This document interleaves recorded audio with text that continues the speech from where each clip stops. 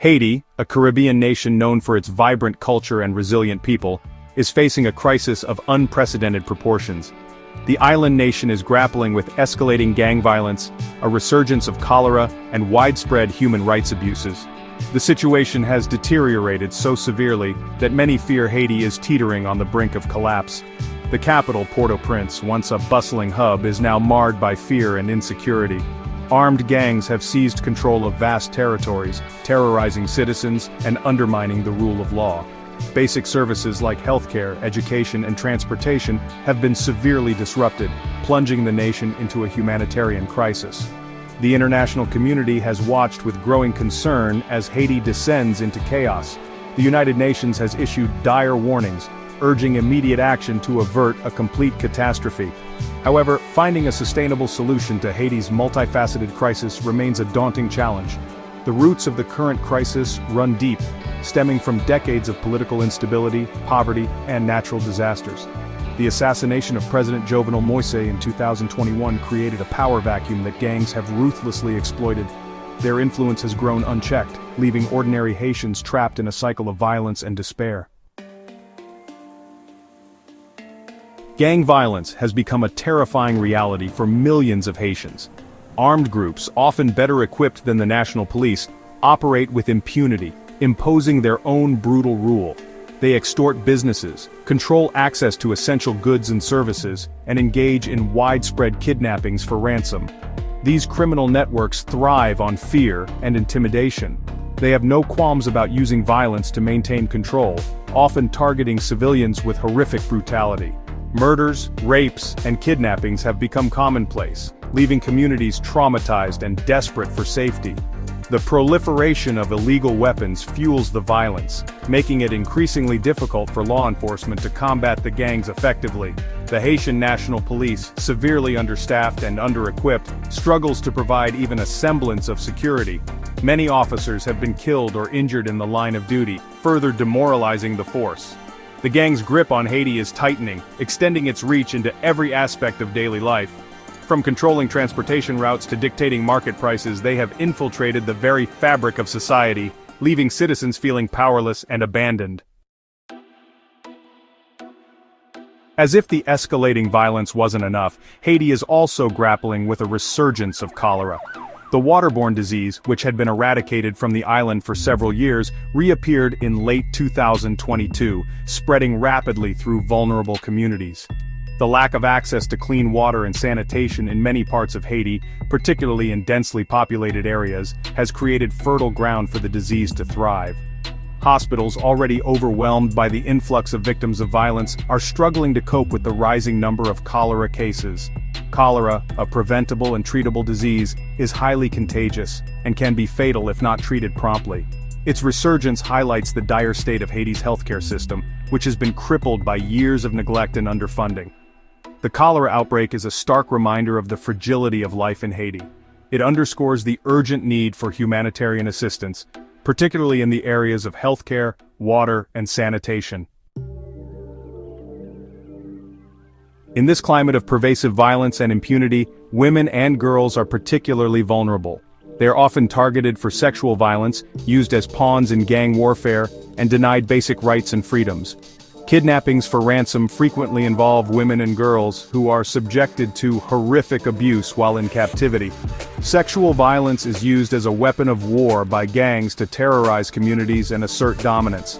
Rape, gang rape, and other forms of sexual assault are rampant, leaving lasting physical and psychological scars on survivors. The justice system, already weak and ineffective, offers little recourse for victims of gender-based violence. Stigma and fear of reprisal prevent many women from reporting these crimes, allowing perpetrators to act with impunity. The crisis has exacerbated existing gender inequalities, pushing women and girls further into the margins. They face limited access to education, healthcare, and economic opportunities, making them even more vulnerable to exploitation and abuse. Section 5. International Intervention, a Glimmer of Hope. In response to Haiti's spiraling crisis, the international community has pledged support and called for urgent action. The United Nations Security Council has authorized the deployment of a multinational force to help restore order and assist the Haitian National Police in combating gang violence. Led by Kenya, the force is expected to comprise police and military personnel from various countries. Their mandate is to train and equip Haitian security forces, conduct joint operations against gangs, and create a safer environment for humanitarian aid to be delivered.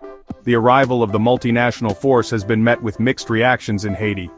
While some welcome any assistance in curbing the violence, others are wary of foreign intervention, citing past experiences where such missions have failed to deliver lasting peace and stability. The success of the multinational force hinges on its ability to gain the trust and cooperation of the Haitian people. It is crucial that the force operates with transparency, respects human rights, and works in close coordination with local authorities and civil society organizations. Section 6.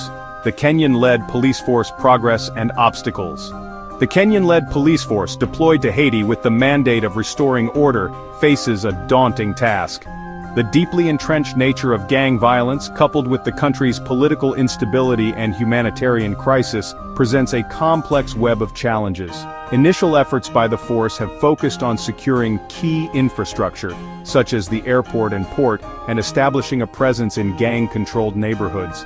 They have conducted joint patrols with the Haitian National Police and engaged in some confrontations with armed groups. However, progress has been slow and met with fierce resistance from heavily armed gangs. The force has faced criticism for its cautious approach, with some accusing it of being hesitant to engage in direct confrontations with the gangs. The lack of adequate resources, including personnel, equipment, and intelligence, has also hampered the force's effectiveness. The initial deployment of 1,000 officers falls short of the promised 2,500, limiting their ability to cover a vast and volatile territory. Section 7. A cry for help. The UN's appeal. The United Nations has issued urgent appeals for increased international support for Haiti, warning that the country is on the brink of collapse. UN Secretary-General Antonio Guterres has called for a robust multinational force to be deployed, equipped to effectively confront the gangs and restore order. Guterres has stressed the need for a sustained commitment from the international community, not only in terms of security assistance but also in addressing the root causes of the crisis, such as poverty, inequality, and political instability. Haiti's ambassador to the UN, Eric Pierre, has echoed these calls, describing his country as slowly dying under the grip of gang violence. He has pleaded for international partners to provide the necessary resources to eliminate the gangs and create a secure environment for Haitians to rebuild their lives. The UN's appeals have been met with pledges of support from various countries, but concrete action has been slow. The crisis in Ukraine has diverted international attention and resources, leaving Haiti struggling to compete for funding and attention. Section 8. The dire consequences of inaction. The consequences of inaction in Haiti are dire. If the international community fails to act decisively and provide the necessary support, the country risks descending into complete chaos, with catastrophic consequences for its people and the region. The humanitarian crisis will continue to worsen, with millions facing acute food insecurity, lack of access to clean water and sanitation, and inadequate health care. The cholera outbreak could spiral out of control, claiming countless lives. The security situation will deteriorate further, with gangs tightening their grip on the country. Violence will escalate, leading to more deaths, displacement, and human rights abuses. The rule of law will completely erode, creating a breeding ground for further instability and criminality. The mass exodus of Haitians fleeing the violence and poverty will intensify, putting a strain on neighboring countries and potentially destabilizing the region.